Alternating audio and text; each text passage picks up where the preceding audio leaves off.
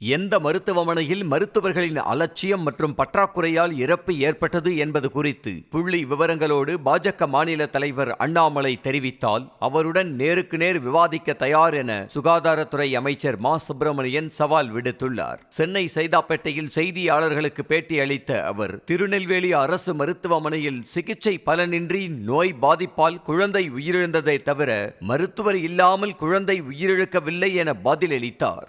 இறப்புகள் அதிகமாக இருக்கிறது என்கின்ற ஒரு பொத்தாம் பொதுவான அந்த குற்றச்சாட்டை ஏற்கவே முடியாது. அவருக்கு நான் நேரடியாகவே பதில் சொல்ல கடமைப்பட்டிருக்கிறேன். எந்த மருத்துவமனையில் மருத்துவர்களின் அலட்சியத்தால், மருத்துவர்களின் பற்றாக்குறையால் இறப்புகள் ஏற்பட்டது என்பதை அவர் புள்ளி விவரங்களோடு தெரிவிக்க தயாரானால் அவரோடு நேருக்கு நேர் நான் வாதிட தயாராக இருக்கிறேன்.